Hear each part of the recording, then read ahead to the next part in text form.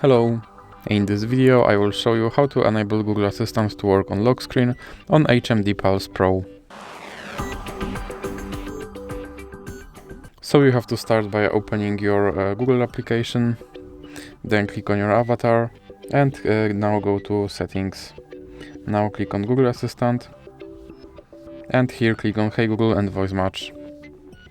Now click here on Hey Google, then click on More and I agree. More and I agree. Now click next. Click next again and then more and I agree. And now click on retrain voice match model. Okay Google, what's the weather tomorrow? Okay Google, set timer for 5 minutes.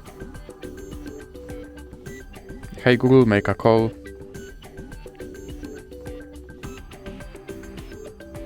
Hey Google, remind me to water my plants every Monday.